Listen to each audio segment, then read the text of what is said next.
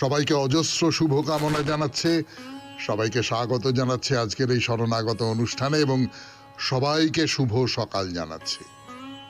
শুভ হোক, সকলের শুভ হোক, সকলের ভালো হোক, সকলের কল্যাণ হোক, সকলের মঙ্গল হোক, মঙ্গল হোক, মঙ্গল হোক। আজকে একজন বিশেষ মানুষের জন্মদিন। আমি তো মনে করি এই মানুষটি আমাদের বাঙালিদের মধ্যে খুব ব্যতিক্রমী, নানান দিক থেকে ব্যতিক্রমী। শিক্ষক হিসেবে ব্যতিক্রমী, তার আগ্রহের কৌতূহলের জায়গা দিয়ে ব্যতিক্রমী। তিনি তার পথ যদি আমরা সত্যি সত্যি অনুসরণ করতে পারতাম তাহলে বাঙালি হয়তো আজকে একটা অন্য জায়গায় চলে যেতে পারত। কিন্তু দুর্ভাগ্য, এই একেবারেই এলেবেলে চেহারার, একেবারেই এলেবেলে জীবনযাপন করার মানুষটি, তাকে আমরা কেউ অনুসরণ করলাম না, বা সাধারণভাবে আমরা বাঙালিরা তাকে খুব অনুসরণ করলাম না। তিনি হচ্ছেন আচার্য প্রফুল্লচন্দ্র রায়। আচার্য প্রফুল্লচন্দ্র রায় একজন বিজ্ঞানী, একজন প্রবলভাবে বিজ্ঞান মনস্ক মানুষ, একজন অত্যন্ত সাদাসিধে মানুষ, যিনি খুবই সহজ একটা জীবনযাপন করেছেন এবং বিজ্ঞানের নতুন নতুন সমস্ত উদ্ভাবনের দিকে গেছেন। শুধু তাই নয়, সেই বিজ্ঞানকে কেমনভাবে প্রয়োগ করা যাবে মানুষের কল্যাণের কাজে, সেই ভাবনায় সমস্ত জীবন নিয়োজিত করেছেন। অসামান্য শিক্ষক ছিলেন, অসামান্য ছাত্র দরদি মানুষ ছিলেন। আজ তার জন্মদিন। রবীন্দ্রনাথ ঠাকুরের জন্মের বছরেই 1861 খ্রিস্টাব্দে তার জন্ম হয়েছিল এবং সেই সূত্রেই আজ পশ্চিমবাংলায় বিজ্ঞান দিবস, এই 2রা আগস্ট। এবারে বেণী মাধবশীলের পঞ্জিকা অনুযায়ী আজকের দিনটার কথা বলি। আজকে 16ই শ্রাবণ 1432, ইংরেজির 2রা আগস্ট 2025, শনিবার। আজ অষ্টমী। সূর্যোদয়ের সময় ভোর 5:11, সূর্যাস্তের সময় সন্ধে 6:17। নক্ষত্র বিশাখা। আজকে জন্মে তুলা রাশি, শূদ্র বর্ণ, মতান্তরে ক্ষত্রিয় বর্ণ, রাক্ষসগণ। রাত্রি 11:42 গতে বৃশ্চিক রাশি, বিপ্রবর্ণ। আমাদের হোয়াটসঅ্যাপে চিঠি পাঠাবার নাম্বার 9831922927। চিঠির গোড়ায় অতি অবশ্যই SG লিখতে হবে। এবারে আজকের অনুষ্ঠান সম্পর্কে বলি। প্রথমে পুরাণ চিরন্তলে দীর্ঘদিন ধরে আমরা যে কথা বলে আসছি, আস্তে আস্তে এইবার গুটোবার পালা। সেটা হচ্ছে প্রায়শ্চিত্ত। প্রায়শ্চিত্ত কত রকমের হয়, কিভাবে হয়, প্রায়শ্চিত্ত ব্যাপারটাকে কিভাবে আমাদের প্রাচীন যে শাস্ত্রবেত্তা তারা ভেবেছেন, তাই নিয়ে আপনাদের সঙ্গে কথাবার্তা বলছিলাম। এবং বলতে বলতে আমরা প্রায়শ্চিত্তর নানান নাম, যেগুলো স্মৃতিগ্রন্থ, পুরাণ গ্রন্থ এই সমস্ততে আছে, সেইগুলোর কথা বলবার চেষ্টা করব। তারপরে চলে যাব স্বামী বিবেকানন্দের রচনা থেকে পাঠ। এই পর্বে আত্মা, তাহার বন্ধন ও মুক্তি, এই যে প্রবন্ধটি, এটি পড়ে শোনাচ্ছি আপনাদের। তারপরে চলে যাব ভগবদ গীতার ভূমিকা, স্বামী রঙ্গনাথানন্দজির রচনা থেকে। এর মধ্যেই একটা দুটো চিঠি চলে এসেছে আমার কাছে, যে খুব ভালো লাগছে এই ব্যাখ্যা। আমি খুব গভীর কৃতজ্ঞতা জানাই রামকৃষ্ণ মিশনের সেই সন্ন্যাসীর প্রতি, যিনি আমাকে এই গ্রন্থটির কথা বলেন এবং এই গ্রন্থটি উপহার দেন। অনেকগুলো খণ্ডে এই গ্রন্থটি উপহার দেন, গীতার ব্যাখ্যা। তারপরে স্বামী গোকুলানন্দের রচনা থেকে পাঠ, মানসিক চাপ জয় করার উপায়। তার সূত্র ধরে ধ্যানের কথায় চলে এসেছি আমরা, আপনাদের চিঠিপত্র। আর আজকে শনিবার, আজকে মহাপুরুষের কথা। প্রতি শনিবার আমরা একজন মহাপুরুষের কথা বলি, প্রতি রবিবারেও বলি শ্রী চৈতন্যদেবের কথা, কিন্তু প্রতি শনিবার কোনো একজন মহাপুরুষের কথা। মার্টিন লুথারের কথা শেষ হয়েছে, দেখা যাক কোন মহাপুরুষের কথা বলা যায়। 92.7 বিগ FM এ শরণাগত অনুষ্ঠান শুনছেন। আমি আছি আপনাদের সঙ্গে, আপনাদের সৌমিত্র বসু। গানের পর ফিরে এলাম। 92.7 বিগ FM এ শরণাগত অনুষ্ঠান শুনছেন। এখন প্রায়শ্চিত্ত, না না না না, আমাদের কাউকে প্রায়শ্চিত্ত করতে হবে না। প্রায়শ্চিত্ত নিয়ে আমাদের কথাবার্তা হচ্ছিল পুরাণ চিরন্তনে।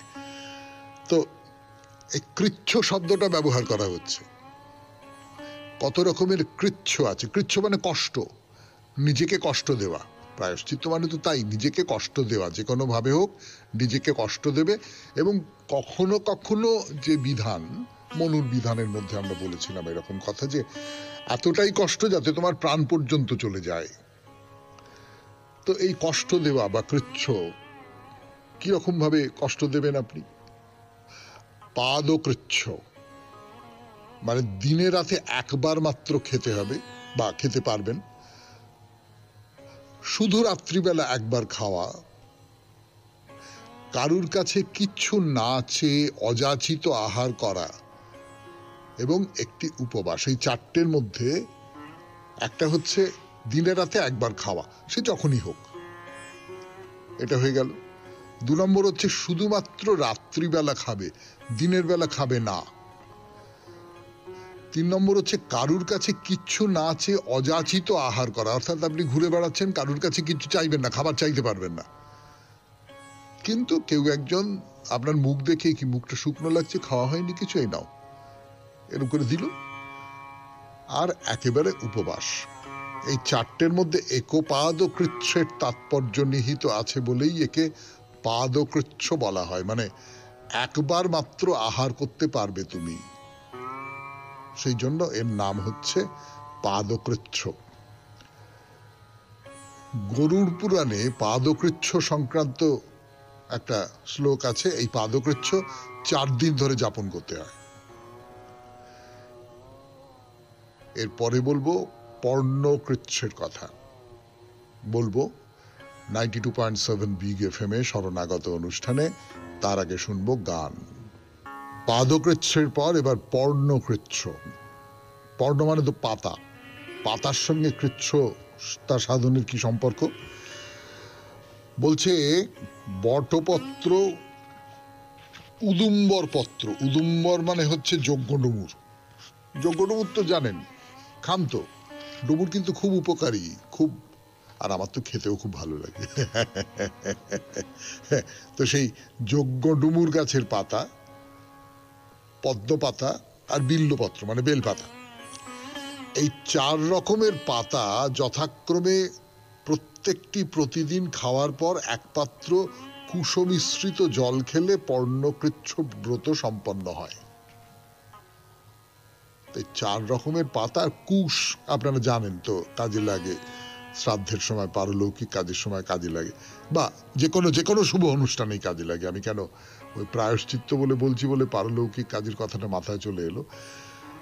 তো এইটা হলে পর্ণকৃচ্ছ ব্রত হয়।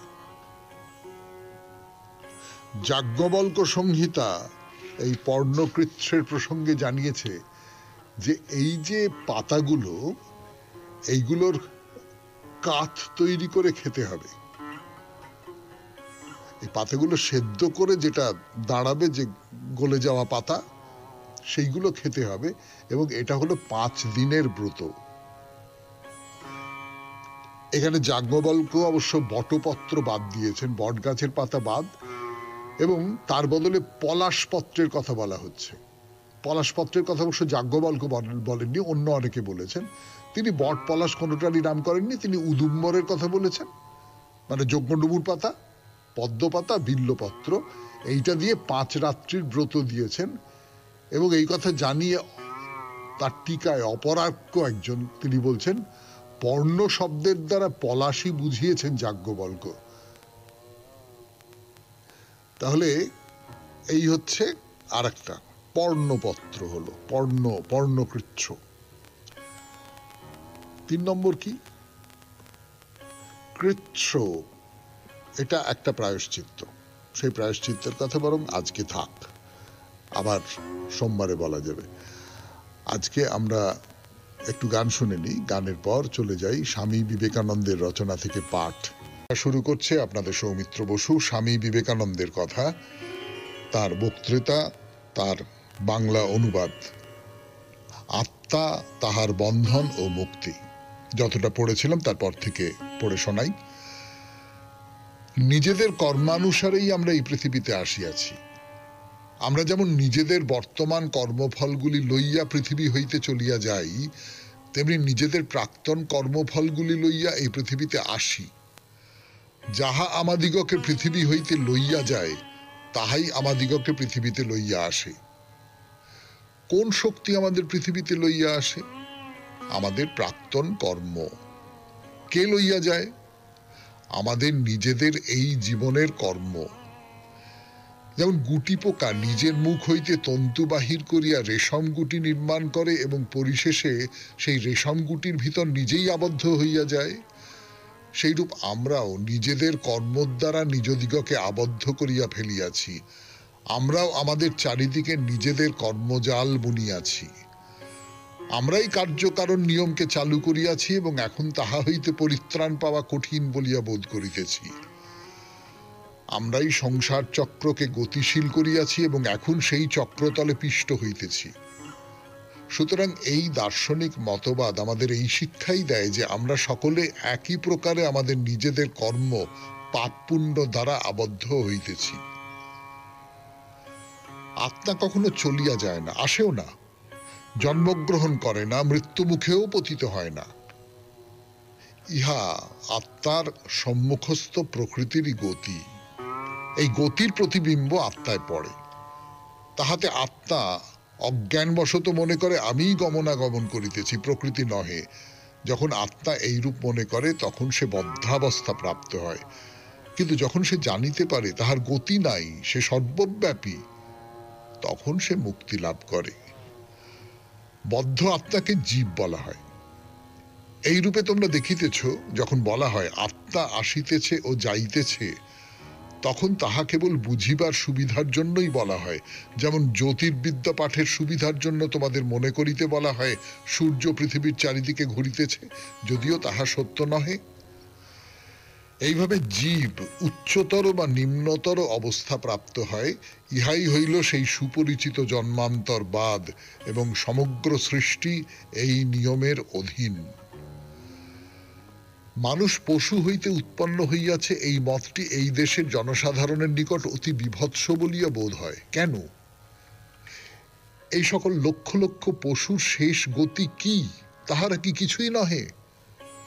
আমাদের যদি আত্মা থাকে, তাহা হইলে তাহাদেরও তো আত্মা আছে। তাহাদের যদি আত্মা না থাকে, আমাদেরও আত্মা নাই। কেবল মানুষেরই আত্মা আছে, পশুর নাই, ইহা বলা অতি অযৌক্তিক। পশুর অধম মানুষও আমি দেখিয়াছি। মানুষের আত্মা সংস্কার অনুসারে নিম্ন হইতেই উচ্চতর শরীরে ভ্রমণ করিতেছে, কিন্তু কেবল উচ্চতম মনুষ্য শরীরেই তাহার মুক্তি লাভ হয়। এই মনুষ্য আকার দেবদূতের আকার অপেক্ষা উচ্চতর। সকল প্রকার জীব হইতে উচ্চতর মানুষই পৃথিবীর মহত্তম জীব, কারণ মানুষই মোক্ষ লাভ করে। শুনলেন স্বামী বিবেকানন্দের রচনা থেকে পাঠ, আত্মা তাহার বন্ধন ও মুক্তি। ভগবদ গীতার ভূমিকা, স্বামী রঙ্গনাথানন্দজির রচনা থেকে পাঠ।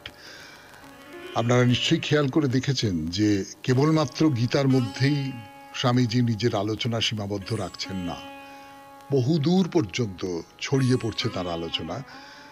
এবং তিনি একেবারে গোড়ার দিকে যেটা বলেছিলেন, জেনারেল জয়ন্ত চৌধুরীকে তিনি বলেছিলেন যে গীতা কেন ওই ভাববাদী ধর্মের কথা বলছে না, গীতা আমাদের বাস্তব জীবনের প্রয়োজনীয় যে আচরণ তার কথা বলছে।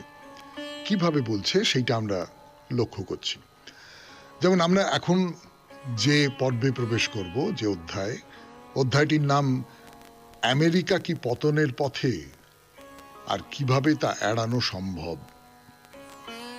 পড়া শুরু করি। 1971-1972 সালে গোটা আমেরিকা পরিভ্রমণকালে আমার হাতে এলো 19 জুলাই 1971 তারিখের টাইম পত্রিকাখানি, একটি আমেরিকান সাপ্তাহিক সংবাদ পত্রিকা, যার আমেরিকান নোটস শীর্ষক বিভাগে of the US and Rome এই শিরোনামে প্রকাশিত হয়েছিল এই প্রতিবেদনটি। ভাবতে অবাক লাগে যে এখনো কিভাবে সেই রোম পররাজ্যের ব্যাপারে মাথা গলানোর প্রশ্নে মার্কিন কল্পনা শক্তিকে উস্কে যাচ্ছে, আর ঠান্ডা লড়াইয়ের জঙ্গিবাজগুলো সারা বিশ্বে কি ধরনের নিয়মতান্ত্রিকতা প্রতিষ্ঠা করা আমেরিকার অবশ্য কর্তব্য, সে বিষয়ে সেই প্রাচীন সভ্যতার নজির তুলে ধরছে। অন্যদিকে রোমের প্রসঙ্গ তুলছে তারাও, যারা পশ্চিমের পতন লক্ষ্য করছে প্রত্যেক হিপির মস্তকে এবং গাঁজাখোরদের প্রতিটি গাঁজার ধোঁয়ায়।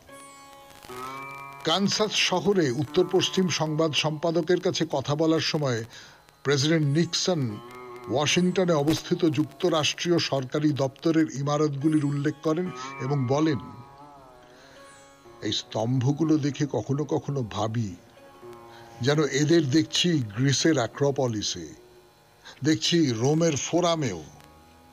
বিশাল দৈত্যকায় স্তম্ভগুলি সব।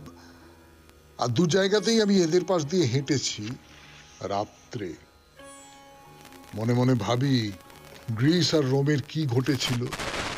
দেখুন, আজ পড়ে আছে শুধু ওই স্তম্ভগুলো।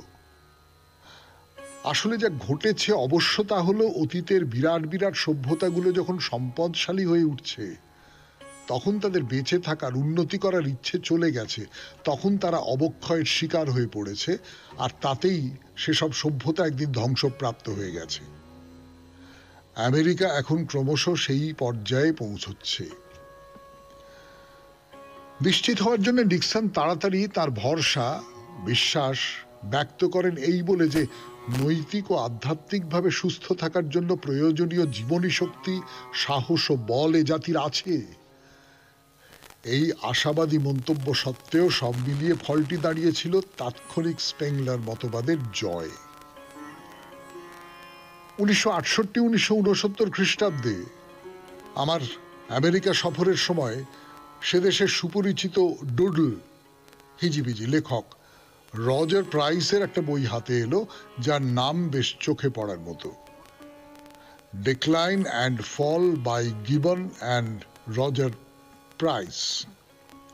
অবনতি ও পতন গিবন ও রজার প্রাইসের রচনায়। শুনছেন ভগবদ গীতার ব্যাখ্যা স্বামী রঙ্গনাথানন্দজি রচনা করেছেন, তার অংশ পড়ে শোনাচ্ছি 92.7 বিগ এফএম এ শরণাগত অনুষ্ঠানে। ফিরে এলাম গানের পর। 92.7 বিগ এফএম এ শুনছেন শরণাগত। এখন ভগবদ গীতার ব্যাখ্যা থেকে পড়ে শোনাচ্ছি আপনাদের। বিখ্যাত বই the decline and fall of the Roman এম্পায়ারের লেখকের নামটি যে প্রাইস তার নামের সঙ্গে যুক্ত করে দিয়েছেন, তার কারণ শুধু এই নয় যে প্রাচীন রোম ও তার স্বদেশ আমেরিকার অধঃপতনের মধ্যে তিনি একটি সাদৃশ্য লক্ষ্য করেছেন। তার অন্য একটি কারণ, রোমের অধোগতি সম্বন্ধে গিবনের বই থেকে তিনি উপযুক্ত একটি অংশ উদ্ধৃত করেছেন তার বইয়ের বাঁ দিকের পাতায়, আর ডান দিকের পাতায় দিয়েছেন দৃষ্টান্তস্বরূপ এক চিত্র, সমসাময়িক আমেরিকান জীবন সম্পর্কে স্বনির্বাচিত অংশ। বর্তমান পাশ্চাত্য সভ্যতার, সাধারণভাবে ইউরোপীয় আর বিশেষভাবে আমেরিকান সভ্যতার একটা অন্তর্নিহিত মহত্ব আছে। এই পাশ্চাত্য সভ্যতার কোন রকম অবক্ষয় হলে তা হবে মানবজাতির এক বিরাট ক্ষতি। আমি নিশ্চিত যে এই অবক্ষয় রোধ করা যাবে সংস্কৃতিগুলির পারস্পরিক আদান প্রদান, মিলন ও সমন্বয়ের মধ্য দিয়ে, যেমনটি ঘটে চলেছে বর্তমান ভারতবর্ষে, যেমনভাবে আধুনিক ভারতকে বিবেকানন্দ গড়ে তুলতে চেয়েছিলেন। আমেরিকাতেই 19 শতকে ঘটে গেছে অতীন্দ্রিয়বাদী আন্দোলন, যা আমেরিকান সংস্কৃতিকে দিতে চেয়েছে অধ্যাত্মমুখী এক দিশা। সেটি আরো স্পষ্টভাবে ব্যক্ত হয়েছিল Ralph Waldo Emerson, Henry David Thoreau এবং ওয়াল্ট হুইটম্যানের ভাষায়। লন্ডন ছেড়ে আমেরিকা ফিরে আসার সময় এমারসন ব্রিটিশ বুদ্ধিজীবী কার্লাইলের কাছ থেকে পেলেন একখানি গীতা, যার সম্বন্ধে আমরা বর্তমান বক্তৃতাগুলিতে আলোচনা করছি। গ্রন্থটি পেয়ে এমারসন তার বিখ্যাত প্রবন্ধগুলি অন্য রকম ভঙ্গিতে লিখতে আরম্ভ করলেন। সেগুলিতে গীতার ভাবগুলি সুস্পষ্টভাবে প্রতিফলিত হয়েছিল। শুনলেন ভগবদ গীতা থেকে পাঠ, ভূমিকা অংশ, স্বামী রঙ্গনাথানন্দজির রচনা। এখন একটু গান শুনবো, গানের পর স্বামী গোকুলানন্দের রচনা ধ্যানের উপায়, ধ্যান বিষয়ে কথা বলছেন তিনি। নতুন একটি অধ্যায়ে প্রবেশ করব আমরা। মানসিক চাপ জয় করার উপায় হিসেবে তিনি ধ্যানের কথা বলছেন। তার গ্রন্থের এই অধ্যায়টির নাম ধ্যান ও তার উপকার। ধ্যান উপহার দেয় স্থায়ী উপকারের ডালি। প্রথমত, আমাদের প্রকৃত সত্তার সাথে যত বেশি একাত্ম হয়ে থাকবো আমরা, তার পূর্ণতা সম্পর্কে আমরা তত বেশি অবহিত হব। সেই সাথে আমাদের ইচ্ছা, আকাঙ্ক্ষা, উচ্চাসা সবকিছুই দারুণ এক পরিবর্তনের সামিল হবে। অদৃশ্য হবে মানসিক চাপ বৃদ্ধি করা পুরনো অভ্যেসগুলো, দূরে যাবে নেতিবাচক আর ক্ষতিকর চিন্তাগুলো। আমাদের মধ্যে অসীম শক্তির উপস্থিতির কথা যদি ভুলে যাই আমরা, নেতিবাচক চিন্তার ফাঁদে আমরা তবে আটকা পড়ে যাই। দোষ ত্রুটি, সীমাবদ্ধতা আর অপূর্ণতার এই কাঠামোর মধ্যেই আমরা তখন বিচার করি নিজেদের। আমরা ভাবি যে এই অসহায় অবস্থা থেকে উত্তরণ আমাদের পক্ষে অসম্ভব। কিন্তু এক শৃঙ্খলাময়, দীর্ঘ ও নিয়মিত ধ্যানাভ্যাস আমাদেরকে আমাদের প্রকৃত সত্তার গভীরে প্রতীত করে। আর সেই সাথে আমাদের সত্তার ভিতর থেকে এক অতুলনীয় শক্তি স্রোত প্রবাহিত হয়। নেতিবাচক চিন্তার খপ্পর থেকে মুক্ত হই আমরা। ধ্যান হতে লব্ধ দ্বিতীয় উপকারটি হলো, জীবনের অর্থ ও উদ্দেশ্য সম্পর্কে ধ্যান আমাদের এক স্পষ্ট ধারণা দেয়। এই জগতের ক্ষণস্থায়িত্বের কথা উপলব্ধি করি আমরা, এবং আমাদের সাধারণ জীবনের এই যে অর্থ উপার্জন, বিবাহ ও তারপর সন্তানের জন্মদানের গড্ডলিকা, তার থেকে ঊর্ধ্বে উঠি আমরা। আমরা বুঝতে পারি যে একদিন এই সব কিছুকেই পিছনে ফেলে চলে যেতে হবে আমাদের। বুঝতে পারি আমাদের অস্তিত্বের আরো বেশি স্থায়ী একটি উদ্দেশ্য আছে, যা ধ্যানের মাধ্যমে ধরা দেবে আমাদের। তারপর ধ্যানের মাধ্যমে আমরা সমর্থ হই গুরুত্ব ও অগ্রাধিকার অনুযায়ী আমাদের কাজগুলোকে সাজাতে ও সেই মতো সময়ের বিন্যাস করতে। সফল ধ্যানীরা দিনের শুরুতেই বুঝতে পারেন সারাদিনের কাজের ধারাটি কিরকম হবে এবং কোন কাজগুলি অগ্রাধিকার পাবে। ধ্যান ও বিহীনতায় যাবতীয় কাজকর্মের তালগোল পাকিয়ে যায় এবং ফলস্বরূপ উদ্ভূত হয় অসহ্য মানসিক চাপ। এক সীমিত সময়ের মধ্যেই অগণিত কাজ করার উদ্ভট বাসনা এক অলঙ্ঘ চাপে পরিণত হয়। অনিবার্যভাবেই ঘাড়ে এসে পড়ে মানসিক চাপের থাবা। আজকের মতো এখানেই শেষ করছি স্বামী গোকুলানন্দের রচনা থেকে পাঠ। 92.7 বিগ এফএম এ শরণাগত অনুষ্ঠানে এরপর গান, গানের পর আপনাদের চিঠিপত্র। গানের পর এবার চিঠিপত্র। 92.7 বিগ এফএম এ শরণাগত অনুষ্ঠান শুনছেন। আমি আছি আপনাদের সঙ্গে, আপনাদের সৌমিত্র বসু। চিঠি লিখেছেন সীমা দাশগুপ্ত, প্রিন্স আনোয়ার শাহ রোড, কলকাতা 33 থেকে। বিষয় শিব পূজা। সুপ্রিয় সৌমিত্রবাবু, আপনাকে আর শরণাগত সকল সদস্যবৃন্দের প্রতি আমার আন্তরিক শুভেচ্ছা ও শুভকামনা রইল। আজকের বিষয়ে শিব পূজা সম্পর্কে কিছু লিখছি।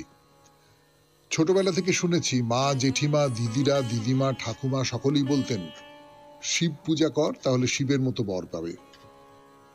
এর মাহাত্ম্য কিছুই বুঝতে পারতাম না তখন।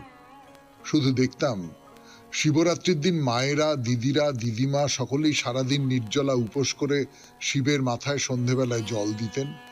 মন্ত্র উচ্চারণ করে তারপর বেলের শরবত, সাবু মাখা নানা রকম ফল, মিষ্টি এইসব সকলকে দিয়ে নিজেরা খেয়ে উপোস ভঙ্গ করতেন। আবার অনেককে দেখেছি আগের দিন সংযম, পরের দিন সারাদিন উপোস, তারপরের দিন পারণ করে তবে উপোস ভঙ্গ করতেন। আমার ডাক্তার মামা এইসব নিয়ম কানুন করে সারাদিন ডাক্তারি করে নিষ্ঠার সাথে শিবরাত্রি পালন করতেন। দিদিমাদের দেখতাম ছোট ছোট শিব ঠাকুর তৈরি করতেন আর সারা রাত ধরে প্রহরে প্রহরে মন্ত্র পড়ে শিবের মাথায় জল দিতেন। এসব কথা এখন ভাবতে কত ভালো লাগে। এবার একটু নিজের ছোটবেলার কথা বলি। আমি তখন খুব ছোট, 7-8 বছর বয়স হবে। দিদিমাকে বললাম আমি তোমাদের মতো উপোস করব। গুরুজনেরা সবাই আমাকে খুব বকলেন আমি পারবো না বলে, কিন্তু আমার জেদ, আমি করবই। মনে আছে মামার বাড়ি বিডন স্ট্রিট থেকে রিক্সা করে আহিরিটোলা ঘাটে গিয়ে গঙ্গা স্নান করে বাড়ি ফিরে ক্লান্ত দেহে ঘুমিয়ে পড়লাম। অনেকেই প্রশ্ন করেছিল, তোর কষ্ট হচ্ছে না? আমার উত্তর, একটুও না। যখন দুপুরবেলায় সবাই ঘুমে আচ্ছন্ন, মায়ের ছোট পিসি, আমরা ছোট দিদিমণি ডাকতাম, ছোট চুল আর সাদা থানেই তাকে দেখেছি। তিনি অত্যন্ত স্নেহ ভালোবাসা দিয়ে আমাদের যত্ন করতেন। এই ছোট দিদিমণি সবার অলক্ষ্যে আমাকে ঘুম থেকে তুলে দুপুরবেলা একটা চিলেকোটার ঘরে নিয়ে গিয়ে পেট ভরে ভাত খাইয়ে দিয়েছিলেন, আর তারপর সকলের অগোচরে যেখানে ঘুমিয়েছিলাম সেখানেই ঘুমোতে বললেন। সন্ধ্যের সময় সবাই আমার এই নিষ্ঠা দেখে প্রশংসা করলেন সবাই। আমিও চুপচাপ গুরুজনদের সাথে মন্ত্র উচ্চারণ করে সন্ধেবেলায় শিবের মাথায় জল ঢাললাম। ঘুণাক্ষরে কেউই জানতে পারল না আমার খাওয়ার ব্যাপারটা। পরিশেষে বলি, বহুদিন হলো আমার শিবতুল্য জীবন সাথী, যাকে ৩৫ বছর পেয়েছিলাম, তিনি দেহ রাখলেন কেদারনাথ ধামে ২০০৮ সালে মহাষ্টমীর ভোরবেলায়। বাবা কেদারনাথের কোলে চিরশায়িত স্বামীর কথা মনে পড়ে। শিবভক্ত আমি প্রতি সোমবার এখনো বেলপাতা আর আকন্দ ফুলের মালা পরিয়ে শিবের মাথায় জল ঢালি। ওম শিবায় নমঃ। নমস্কারান্তে, সীমা দাশগুপ্ত, প্রিন্স আনোয়ার শাহ রোড, কলকাতা ৩৩। খুব ভালো চিঠি সীমা দেবী।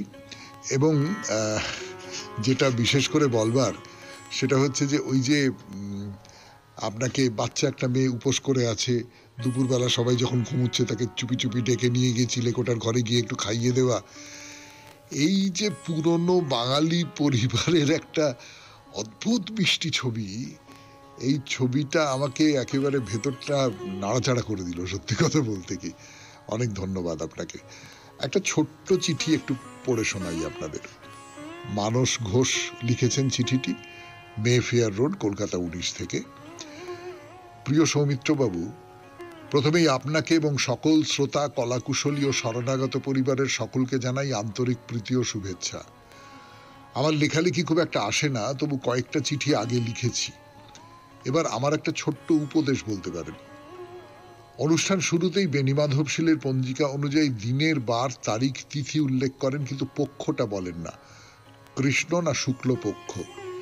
এটা উল্লেখ করলে ভালো হয়। নমস্কারান্তে, মানস ঘোষ, মেফেয়ার রোড, কলকাতা ১৯। একটু দেখবো, মানে আমার যেন মনে হচ্ছে যে বেণীমাধব শীলের পঞ্জিকায় পক্ষটা নেই। যদি থাকে তাহলে নিশ্চয়ই বলবো। আপনি বলছেন, আমি নিশ্চয়ই বলবো। শুক্লপক্ষ না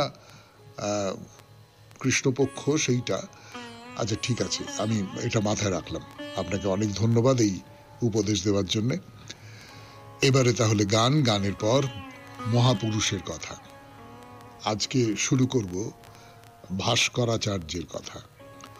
92.7 বিগ এফএম এ শরণাগত অনুষ্ঠান শুনছেন। আমি আছি আপনাদের সঙ্গে, আপনাদের সৌমিত্র বসু। শেষ করে ফিরে এলাম 92.7 বিগ এফএম এ শরণাগত অনুষ্ঠানে মহাপুরুষের কথা। আজ থেকে শুরু করব ভাস্করাচার্যের কথা। কিন্তু তার আগে একটা প্রশ্ন ছিল। প্রশ্নটা হচ্ছে যে মহাপুরুষ কাকে বলবো আমরা? মানে মহাপুরুষের সংজ্ঞাটা কি হবে? খুব নির্দিষ্ট কোনো সংজ্ঞা কিন্তু নেই, ভেবে দেখবেন। মানে এমন অনেক মানুষ মহাপুরুষের কোঠায় ঢুকে পড়বেন যাদের তার সমকালে মানুষজন মহাপুরুষ বলে মনে করতেন না। অনেক আপত্তির কথাও ছিল হয়তো তাদের মধ্যে, কিন্তু আস্তে আস্তে আস্তে আস্তে সেই আপত্তির জায়গাগুলো সময় মুছে দেবে, মুছে দিয়ে তাদের বড় জায়গাগুলো সামনে আনবে এবং তাকে মহাপুরুষ করে তুলবে। এইরকমটা হতে পারে না, এ তো হতেই পারে, এটা হয়, আমরা সকলেই জানি, আন্দাজ করতে পারি। কিন্তু তার বাইরে আমি যেটা বলবো সেটা হচ্ছে এমন কোনো মানুষকে আমি মহাপুরুষ বলতে চাই যিনি কোনো না কোনো দিক থেকে খুব বড় কোনো সত্যকে দর্শন করতে চেয়েছেন এবং অন্যদের দর্শন করাতে চেয়েছেন। ঈশ্বর নিশ্চয়ই হতে পারে, কিন্তু ঈশ্বরের বাইরেও যে কোনো বড় সত্য, তার মধ্যে তো ঈশ্বর আছেন। যে কোনো মহৎ সত্য, তার মধ্যে তো ঈশ্বর আছেন। সেই ঈশ্বরকে যিনি দর্শন করেছেন, সেই ঈশ্বরকে যিনি দর্শন করিয়েছেন, তাকেই তো মহাপুরুষ বলবো। মানে আমি অন্তত এইরকম ভাবেই বিবেচনা করছি। তো আপনাদের নামটা বলেই দিয়েছি আগে, কোন মহাপুরুষের কথা বলবো। তার জন্ম হয়েছিল 1114 খ্রিস্টাব্দে। 1114, আজ থেকে কত বছর আগে দেখুন, 1000 বছরেরও আগে। তিনি এই পৃথিবী ছেড়ে চলে যান 1185 খ্রিস্টাব্দে। শুরু করি তার কথা 92.7 বিগ এফএম এ শরণাগত অনুষ্ঠানে। আজ থেকে প্রায় 850 বছর আগে দক্ষিণ ভারতে বিজ্জবীড় নামে একটা শহর ছিল। দক্ষিণ ভারতে বিজ্জবীড় শহরটার নাম। সেখানে ভাস্করাচার্য নামে এক ব্রাহ্মণ বাস করতেন।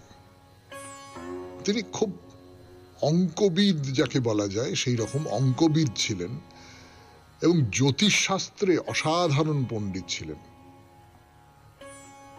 মানে এতটাই পণ্ডিত মানুষ যে তখনকার দিনে, আজকের দিনে ব্যাপারটা হওয়া সোজা, কেননা আজকের দিনে মানুষের সঙ্গে মানুষের যোগাযোগের সংযোগের যে জায়গাগুলো, রাস্তাগুলো, সেইগুলো অনেক সহজ হয়ে গেছে, সেইগুলো অনেক অনায়াস হয়ে গেছে। তার একটা প্রমাণই শরণাগত আপনারা শুনছেন। কিন্তু তখনকার দিনে সেই দ্বাদশ শতাব্দীতে, এই দ্বাদশ শতাব্দীতেও তার যে খ্যাতি অঙ্কবিদ হিসেবে এবং জ্যোতিষশাস্ত্রবিদ হিসেবে, সেটা বহুদূর দেশে ছড়িয়ে পড়েছিল।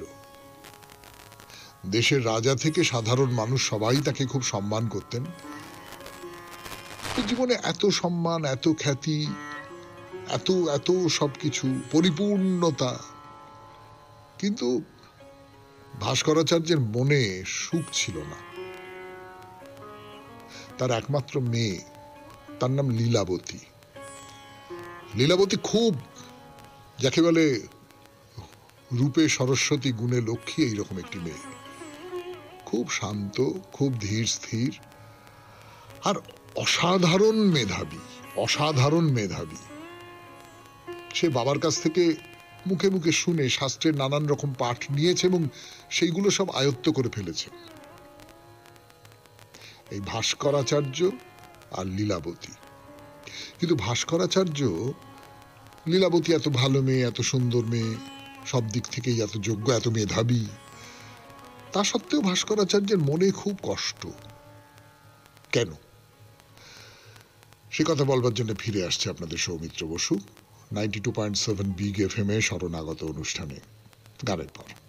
গানের পর ফিরে এলাম ভাস্করাচার্যের মনের কষ্টের কথা জানবার জন্য। আসলে জানার না একটা কষ্ট আছে, জানেন তো। সেই কথাই বলি আপনাদের 92.7 বিগ এফএম এ শরণাগত অনুষ্ঠানে, যে আপনি কোনো কিছু জানলেন, তার একটা আনন্দ আছে, নিশ্চয়ই আনন্দ আছে, নিশ্চয়ই একটা আবিষ্কারের আনন্দ আছে, নিশ্চয়ই একটা আপনার সামনে একটা দরজা খুলে গেল, আপনি সেখান থেকে আর একটা জায়গায় প্রবেশ করতে পারলেন। কিন্তু জানার একটা কষ্টও আছে। এই কষ্টটা ভাস্করাচার্যের ক্ষেত্রে কিরকম? মেয়ের জন্মের সময় তো ভাস্করাচার্য নিজে তার ভাগ্য গণনা করেছেন, কোষ্ঠী তৈরি করেছেন, এবং কোষ্ঠীতে স্পষ্টভাবে লেখা রয়েছে যে কন্যার, লীলাবতীর বৈধব্য যোগ আছে, অর্থাৎ এই মেয়ে বিধবা হবে। এই কথাটা ভাস্করাচার্য ছাড়া আর কেউ জানতেন না। স্পষ্ট করে বলা আছে যে বিধবা হবে। তো এই মেয়ে বড় হচ্ছে, বড় হচ্ছে, বড় হচ্ছে, বড় হচ্ছে। এতদিন ধরে ভাস্করাচার্যর যেরকম হয় আর কি, নিত্যদিনের ব্যাপার ভুলে গেছেন। কিন্তু মেয়ে বড় হয়েছে, এত বিয়ের ব্যবস্থা করতে হয়, এবং সত্যি সত্যি বিয়ের সম্বন্ধ টম্বন্ধ আসতে শুরু করেছে। এত সুন্দরী মেয়ে, এত গুণবতী মেয়ে, তো তার সম্বন্ধ আসবে, এ ও সে বলছে, ঘটক আসছে বাড়িতে, আনাগোনা করছে। এই ভাস্করাচার্যের মনে পড়ে গেছে যে আমার মেয়ের কোষ্ঠীতে তো আছে, আমার জন্মের সময় আমি যে দেখেছিলাম, মেয়ের জন্মের সময় তার থেকে তো দেখেছিলাম যে এ তো বিধবা হবে। এইবারে কি হবে? কার হাতে আমি মেয়েকে তুলে দেব? জেনে শুনে একটা ছেলেকে মৃত্যুর মুখে ঠেলে দেওয়া, সেটা কি উচিত কাজ হবে? তো এইরকম ভাবতে ভাবতে হঠাৎ একদিন তার মনে হলো যে আচ্ছা, আমার গণনায় তো ভুল থাকতে পারে। এটা একটা অসম্ভব কথা। ভাস্করাচার্যের গণনায় ভুল থাকবে, এটা একটা অসম্ভব কথা, কেউ বিশ্বাস করবে না। কিন্তু বাবার মনে হচ্ছে যে আমাদেরও তো অনেক সময় হয় না, তাহলে কি আমি ভুল করলাম, এরকম একটা হয়তো। তো ভাস্করাচার্যেরও মনে হচ্ছে যে আমার তো কোনো ভুল থাকতে পারে না, শুধু আমার গণনায় হবে না, অন্য 5 জন গণৎকার যারা খুব বড় বড় মাপের সব জ্যোতিষশাস্ত্রবিদ, ভাস্করাচার্যকে তারা খুব শ্রদ্ধা করেন, তো তাদের ডাকা হলো। ডেকে বললেন যে আপনারা একটু গণনা করে দেখো, বলুন তো আমার মেয়ের ভবিষ্যৎ জীবন, বিবাহিত জীবন। তারা সকলে গুণে গেঁথে বলল যে না, এই মেয়ের বিয়ে দেওয়া একেবারেই ঠিক হবে না, বিয়ের কিছুদিনের মধ্যেই কিন্তু এর স্বামী মারা যাবে। এই পর্যন্তই থাক 92.7 বিগ এফএম এ শরণাগত অনুষ্ঠানে ভাস্করাচার্যের কথা বললাম, আবার আগামী শনিবারে বলবো ভাস্করাচার্য আর লীলাবতীর কথা। তাহলে আজকের মতো শেষ করি শরণাগত। আমাদের হোয়াটসঅ্যাপে চিঠি পাঠাবার নাম্বার 9831922927। চিঠির গোড়ায় অতি অবশ্যই SG লিখতে হবে।